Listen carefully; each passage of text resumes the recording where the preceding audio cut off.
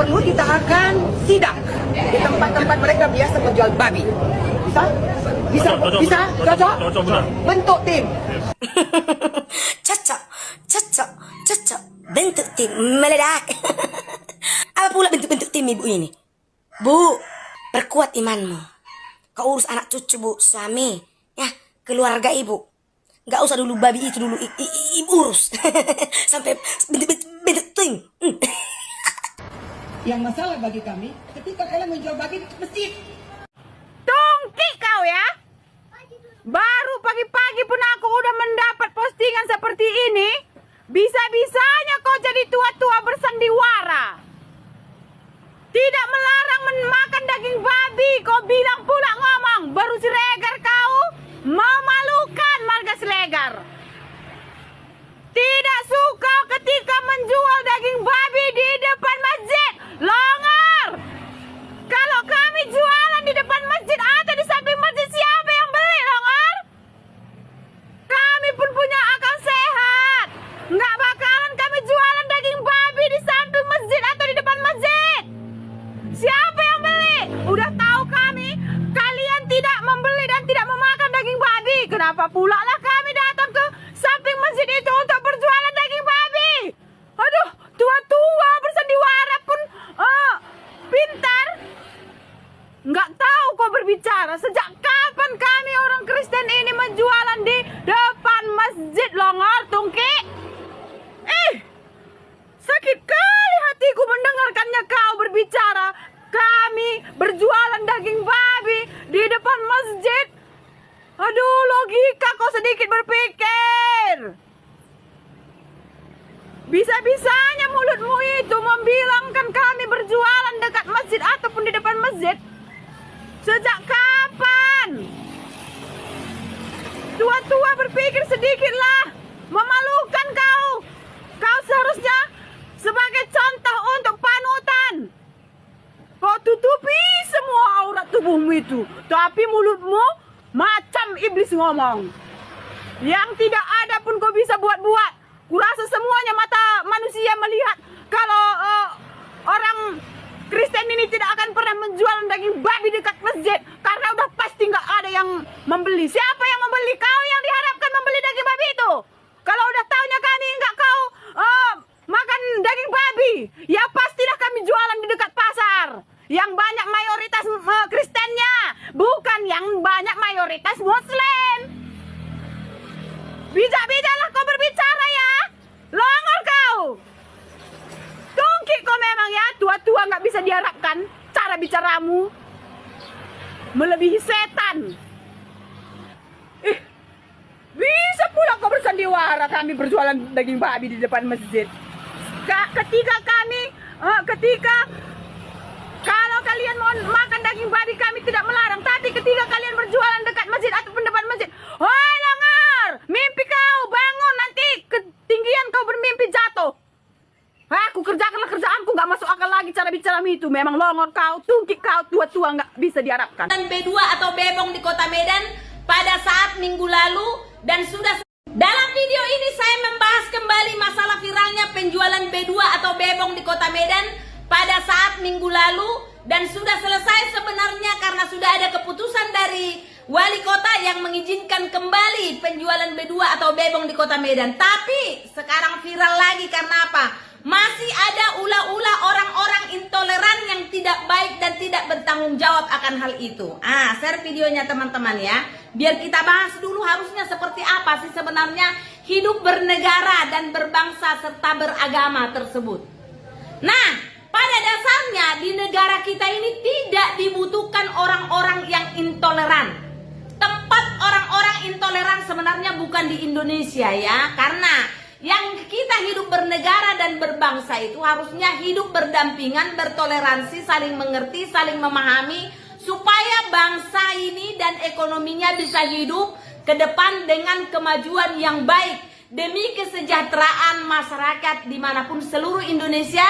Dan itu pun dibungkus dengan bagus di dalam Undang-Undang Dasar Negara Republik Indonesia dan juga Pancasila. Cuman karena terlalu banyak di negara kita ini yang belajar mengesampingkan Pancasila dan Undang-Undang Dasar Negara Republik Indonesia, akhirnya isi otak dan hatinya tidak sejalan dengan dasar-dasar negara tersebut tanpa kesadaran yang tinggi dan kuat bahwa dia tinggal di Indonesia. Karena banyak orang-orang intoleran di Indonesia yang mengatakan Pancasila tidak penting dan mengatakan Undang-Undang Dasar Negara Republik Indonesia tidak penting. Dia tidak sadar bahwa dia hidup di negara Indonesia. Ya, termasuk orang-orang kemarin yang saya kasih tahu, orang-orang yang tidak baik tersebut, yang merencanakan kembali menyidak lagi pasar-pasar di kota Medan, yang merencanakan keributan-keributan.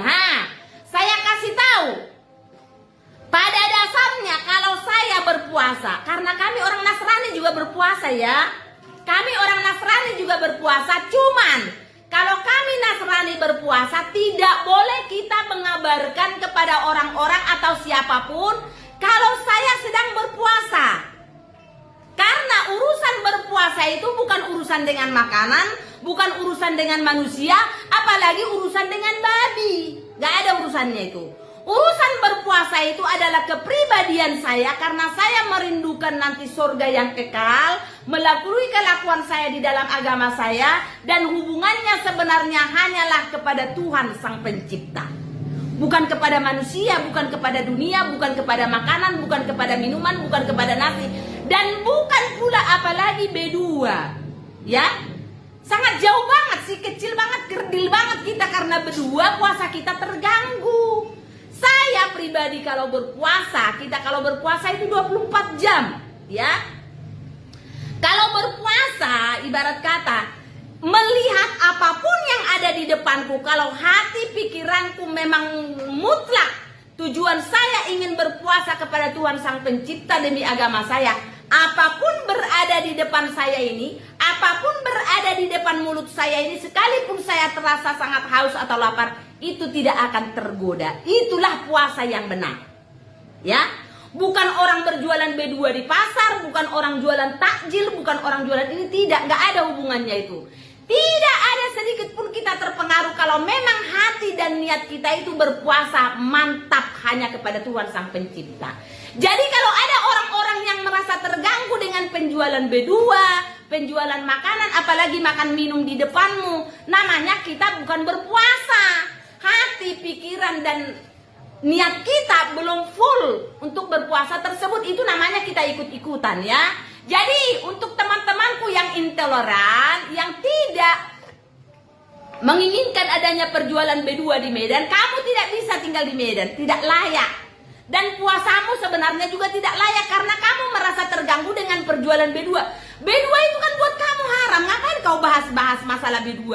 Apalagi pada bulan suci Ramadan, ya? Kasihan kamu, ya?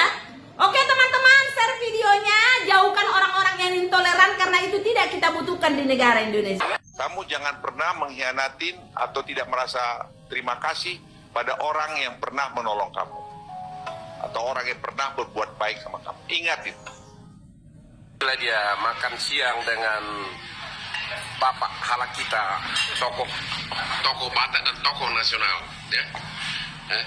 Lain, apalagi? Belum bisa opung ya? Oh, opung dong. Hah? Jadi masa aku panggil opung? Ini juga opung. Oh gitu ya? Ya.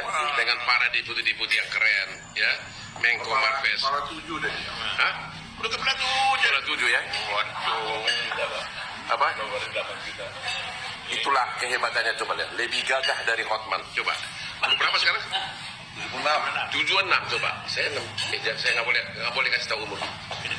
Nanti fans gua pada aspirasi saya udah 2.203 orang. Ya.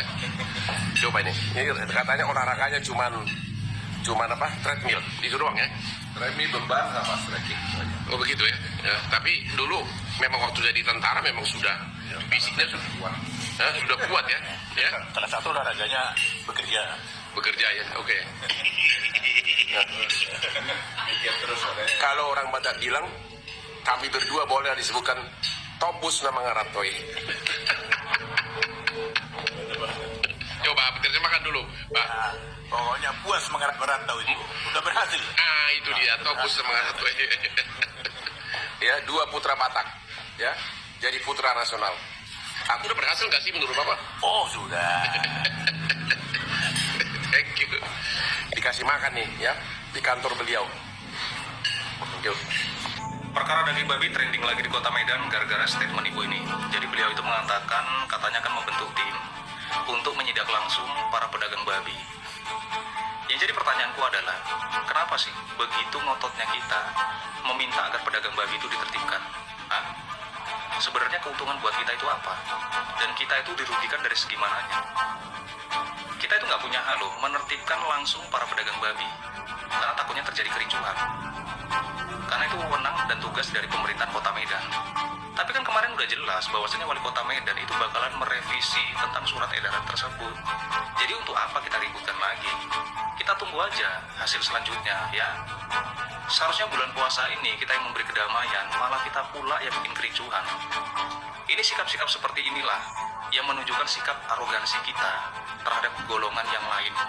Jadi bulan puasa ini itu waktunya cari amal, untuk ibadah, cari pahala, bukan malah cari dosa, ya. Salam saudara-saudara, berjumpa kembali bersama dengan saya di channel ini. Bagaimana kabar kita semua? Saya berharap kabar kita selalu baik-baik saja dan terus diberkati Tuhan dengan melimpah-limpah. Amin. Teman-teman, kita sudah melihat video yang beredar di media sosial. Bagaimana seorang ibu berjilbab ya lagi-lagi memfitnah tentunya penjual daging berdua. Bagaimana beliau mengatakan bahwa tidak masalah menjual daging babi, tapi yang menjadi masalah adalah ketika mereka menjualnya di depan masjid. Dan apa yang disampaikan ini adalah salah satu bentuk provokasi ya teman-teman, karena sepanjang yang kita lihat ya tidak pernah ya agama lain menjual daging berdua di depan masjid. Tidak mungkin teman-teman ya, kita tahu sendirilah di negara Konoha ini. Jadi apa yang disampaikan oleh ibu berjilbab ini adalah provokasi. Itu sebabnya sebagai anak-anak bangsa saya mengajak kita semua, jadilah menjadi anak-anak bangsa yang cerdas. Jangan mau diprovokasi oleh orang-orang seperti ini. Karena kita melihat mereka ini adalah para intoleran yang memang tidak suka namanya perdamaian. Padahal kita tahu sendiri bahwa negara Kesatuan Republik Indonesia bukanlah negara satu agama, tapi negara NKRI. Kita ini Bhinneka Tunggal Ika. Walau kita berbeda-beda, tapi kita adalah satu, yaitu bangsa Indonesia. Itu yang perlu kita ingat teman-teman ya.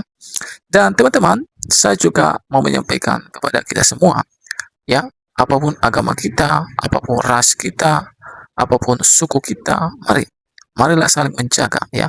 Marilah saling bertoleransi satu sama lain. Karena begini teman-teman, kita melihat bahwa negara-negara asing ya mereka maju ya, baik secara teknologi maupun secara pembangunan. Kenapa? Karena mereka tidak sibuk mengurusi yang namanya daging B2 ya. Mereka tidak urus soal-soal seperti itu, haram, halal, kafir. Mereka tidak urus seperti itu. Mereka itu memikirkan ya bagaimana caranya agar negara ini maju. Makanya mereka ciptakanlah teknologi yang canggih. Itu yang mereka pikirkan. Ya, karena begini teman-teman, agama itu bukan untuk dipamer-pamerkan. Agama itu adalah pribadi kita dengan Tuhan. Jadi kalau kita tahu agama itu adalah pribadi kita dengan Tuhan, ngapain kita gembar-gembarkan? Agamamu, agamamu, agamaku, agamaku. Itulah seharusnya pandangan dan tindakan yang harus kita lakukan. Ya, teman-teman. Sementara kita di hari-hari ini sibuk kafir, sibuk haram, sibuk halal. Nah, itulah salah satu yang membuat negara kita ini susah majunya. Kita berharap negara kita ini makin maju ya. Itu sebabnya kita juga berharap agar mindset, cara berpikir anak-anak bangsa Indonesia ini berubah sehingga kedepannya lebih maju. Itu adalah harapan dan doa-doa kita ya teman-teman ya. Saya berharap video yang saya bagikan ini kiranya memberikan bagi kita informasi penting serta pembelajaran-pembelajaran penting bagi kita untuk mencerdaskan kita sebagai anak-anak bangsa. Salam saudaraku, sampai jumpa di video selanjutnya.